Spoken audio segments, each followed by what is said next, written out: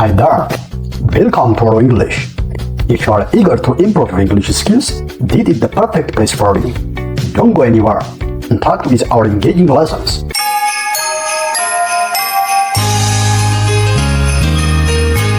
Ishee jaallatu fakkeessaa ture garuu dhugaatti hin jaallatu jechuudha baan. He pretended to be in love with her. If I had a money, I would have bought that car. Hin binnee jechuudha garuu osoo maallaqaa qabaadheera ta'e konkolaataa sana nan bitaa. Addunyaa guutuu waliin haasofna. Let's go. He pretended to be in love with her. He pretended to be in love with her. Waan ishee jaallatu fakkeessaa ture. Waan ishee jaallatu fakkeessaa ture garuu dhugaatti hin jaallatu jechuudha baan. He pretended to be in love with her. He pretended to be in love with her. Jechuu dandeenya jechuudha. Dhugaatti hin jaallatu. Pretend kan jettu kun fakkeessuu yookiis akka sana fakkeessuudha jechuudha.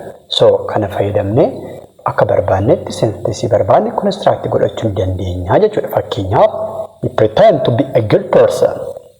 Inni nama gaarii miti garuu he pretend to be that jechaa jira jechuudha. He pretend to be a good person jechuun nama gaarii of fakkeessaa jechaa jira jechuudha. If I had known the truth, I would have told him.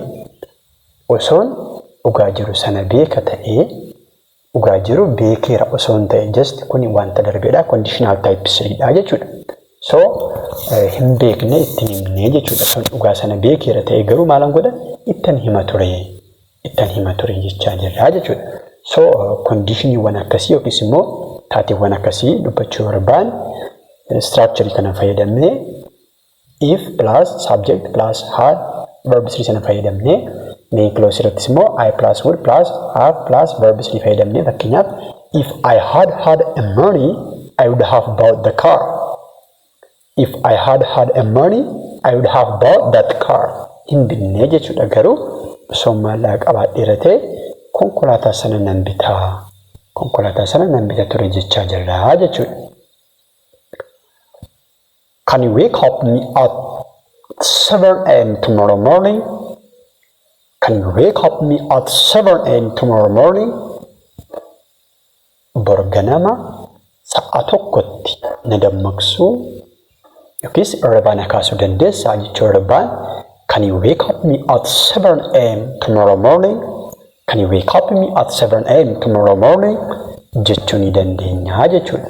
Bor ganama sa'a tokkotti na dammaqsuu dandeessaa jechaa jirra jechuudha. Good. He doesn't have as much patience as you do. He doesn't have as much patience as you do.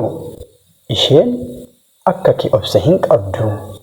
Isheen akka kee yookiis amma kee obsa hin qabdu jechuu yoo barbaan afaan Ingiliffaatiin he doesn't have as much patience as you do jechuu dandeenya jechuudha. I haven't had the interest of meeting him yet. I haven't had the interest of meeting him yet. Angayoonaatti fedhii isa arguu yookiis fedhii isa walii wal arguu yookiin isa baruu hin qabu jechuu yoo barbaanne afaan Ingiliffaatiin I haven't had the interest of meeting him yet jechuu dandeenya jechuudha. Great. He has been absent from school for 3 days. He has been absent from school for 3 days. Inni mana barumsaa irraatii guyyaa sadiif hafee. Guyyoota sadiitiif mana barumsaa hin dhufne. Guyyaa sadiitiif hafe jechuu yoo barbaanne he has absent from school for 3 days jechuu dandeenya jechuudha. Akkanaa jechuu ni dandeenya jechuudha. Never disappoint. Never disappoint. Disappointment is a very bad thing in your life. So never disappoint or never lose your hope jechuudha jechuudha. Gonkumaa abdii hin kutatini. Abdii kutachuun baay'ee rakkoodha jechuu barbaan never disappoint jechuu dandeenya jechuudha. It's my pleasure to meet him. It's my pleasure to meet him. Isa arguun yookiin isa walii wal baruun gammachuu kooti fedha nan qabaa jechaa jira jechuudha. Fedha nan qabaa. Isa arguun yookiin isa baruun gammachuu kooti jechuu yoo barbaan afaan Ingiliffaatiin it's my pleasure to meet him. It's my pleasure to meet him jechuu dandeenya jechuudha. Hey, I'm not stupid as you think. I'm not stupid as you think. I'm not stupid as you think. Namni tokko tokko akka hin taanetti yaada hin taane nuuf qaba yoo ta'e akka nama badaa akka nama amala badaa qabu wayiitti nu yaadaa jira yoo ta'e hey, I'm not stupid as you think. Ani akkati yaaddu sana amala badaa hin qabu jechuu dandeenya jechuudha. Look at this eye-catching car. Look at this eye-catching car. Look at this eye-catching car. Eye-catching kan jettu kun kan nama hawwatu yookiis immoo kan nama ilaali jedhu ija namaa kan hawwatudha jechuudha. Namni akka ilaalu kan taasisu jechuudha. So konkolaataa nama hawwatu kan ilaali jechuu barbaanne afaan Ingiliffaatiin look at this eye-catching car jechuu dandeenya jechuudha.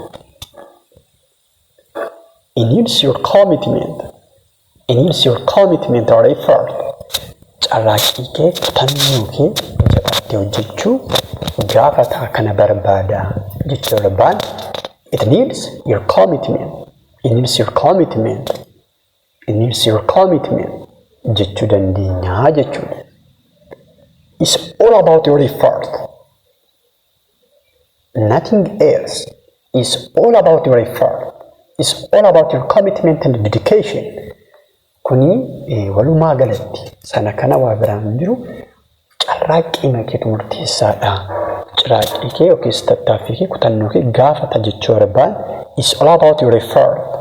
It's all about your effort jechuu dandeenya jechuudha.